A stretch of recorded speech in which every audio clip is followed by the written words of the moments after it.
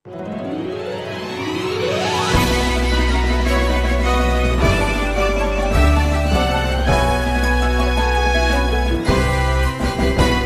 pengawas pemilihan umum, mengabdi untuk negara dan berjiwa Pancasila, bertugas untuk mengawal demokrasi bangsa Indonesia. Berdasar undang-undang kami pun berdiri, wujudkan harapan reformasi. Kobar semangat kami tak akan berhenti, ayo awasi. Assalamualaikum warahmatullahi wabarakatuh, sahabat Bawaslu dimanapun Anda berada. Perkenalkan, nama saya Abdurrahman, Panwaslu Kecamatan Barangbatung, Kordip PHL, Pencegahan Hubungan Antar Lembaga, Kabupaten Hulu Sungai Selatan, Provinsi Kalimantan Selatan. Nah, pada hari ini saya akan membagikan tata cara pengisian form ADP2 terkait pengawasan penyusunan daftar pemilih hasil pemutakhiran.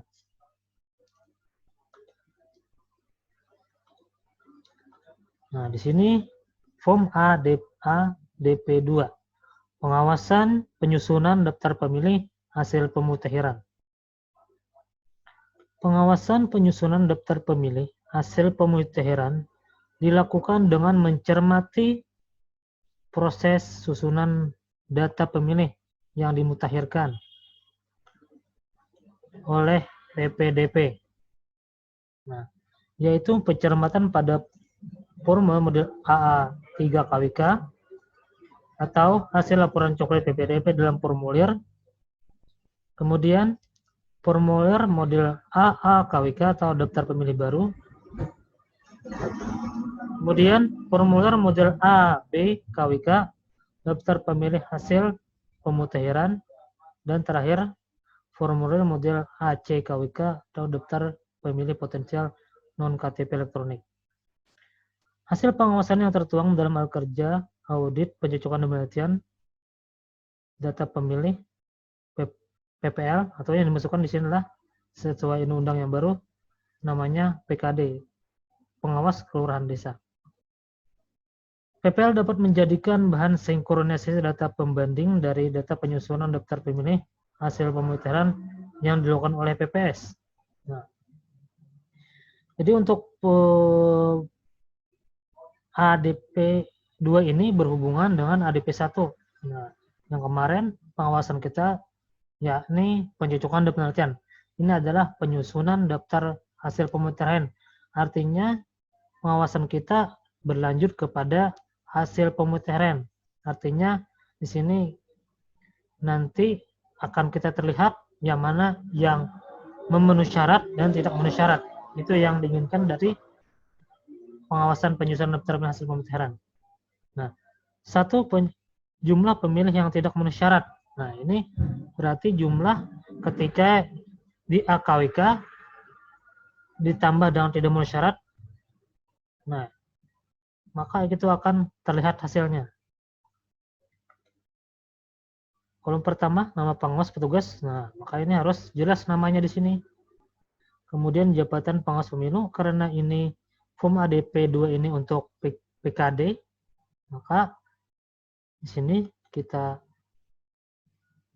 isi dengan pengawas kelurahan desa A, misalnya ya.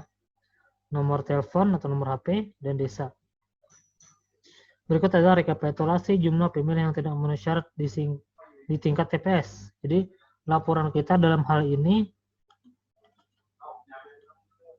di TPS per TPS. Nah, seperti kita ketahui bersama bahwa setiap desa itu memiliki TPS yang berbeda-beda tergantung jumlah penduduk. Semakin banyak penduduknya, TPS-nya semakin banyak. Nah, kemudian yang pertama sini nomor TPS. Ini sesuaikan berapa jumlah TPS per desa. Misalnya sini ada 3, 1, 2, 3. Nah, disesuaikan dengan kondisi di lapangan atau di desa Bapak Ibu masing-masing. Nah, kemudian ini jam TPS 1 jumlahnya berapa? Nah, kita sesuaikan. Ini jumlah seluruh pemilih di TPS tersebut. Ini TPS 1 misalnya 200. Nah, 200. Kemudian ini jumlah pemilih yang tidak dikenali. Nah, artinya orang ini masuk dalam AKWK, tetapi orang itu tidak dikenali atau tidak berdomisili di saat tempat Bapak Ibu bekerja atau di desa masing-masing. Kemudian jumlah pemilih yang meninggal. Nah, ini kemungkinan pasti ada orang yang meninggal di desa ya. Ini kita lihat dulu TPS mana. Nah, berapa jumlah? Ini jumlah ya. Jumlah bukan namanya, jumlah. Misalnya ada 2 orang, ada 2 orang.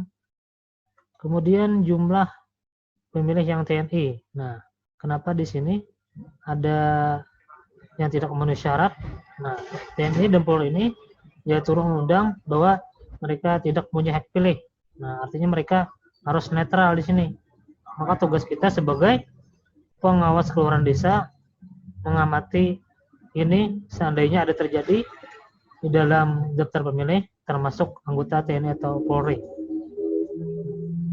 Jumlahnya berapa, TNI berapa, Polri berapa. Kemudian jumlah pemilih bukan penduduk setempat. Nah, ini saya yakin Bapak Ibu di desa masing-masing sudah mengetahui penduduk-penduduknya, karena Bapak Ibu sudah mengetahui tempat tinggal siapa saja yang beralamat di situ dan siapa saja yang tidak beralamat di tempat Bapak Ibu. Nah, ini misalnya di desa itu ada orang pendatang yang bukan KTP dan KK-nya terdaftar di desa Bapak Ibu, maka ini berarti termasuk pemilih bukan penduduk setempat. Kemudian jumlah pemilih ganda. Nah, artinya double. Nah, ini ada identik, sama sekali, namanya sama, nomor KK-nya sama, dan nick-nya sama. Tidak identik ini ada beberapa perbedaan. Misalnya di segi nama, Muhammad, ada Muhammad, M-nya 1 ada Muhammad, itu-nya 2. Nah, itu tidak identik. Kemudian jumlah pemilih yang hilang ingatan. Nah, ini menjadi catatan kita juga. Sewaktu-waktu ini akan menjadi pertimbangan ketika pemungutan suara nantinya. Kemudian jumlah pemilih di bawah umur. Nah, ini kita perhatikan jumlah pemilih umur. Namun yang harus diketahui Bapak Ibu ialah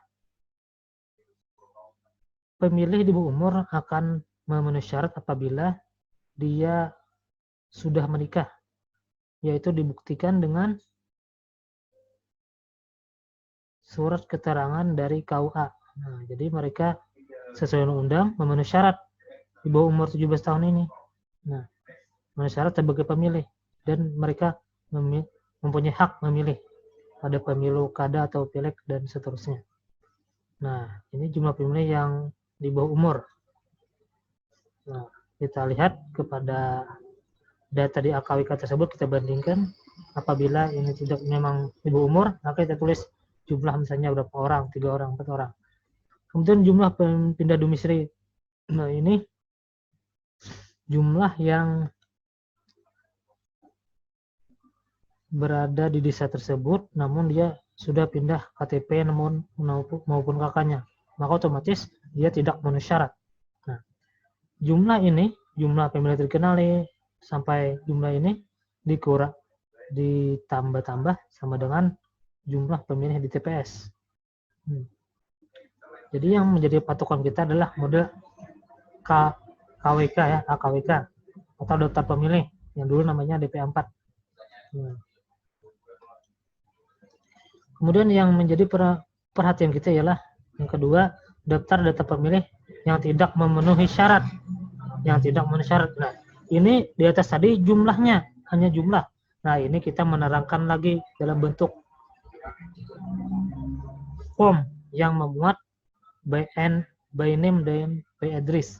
Artinya mempunyai kakak yang mempunyai nomor kakak dan nomor NIK. Itu yang dimaksud dengan data lengkap di sini. Nomor TPS, nah misalnya TPS 1, nomor kakaknya berapa, nomor NIK-nya berapa, namanya, Nah, namanya siapa? Udin misalnya, tempat lahir, tanggal lahir, usia, jenis kelamin, alamat, desa.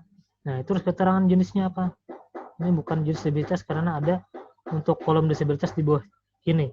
Nah, ini tulis saja, ganti saja dengan keterangan. Nah, misalnya Udin tadi namanya, keterangannya misalnya meninggal dunia. Nah, supaya lebih jelas. Berarti dia tidak memenuhi syarat. Yang kedua misalnya Mahmud. Nomor kakak ini dia berada di TPS 3 misalnya.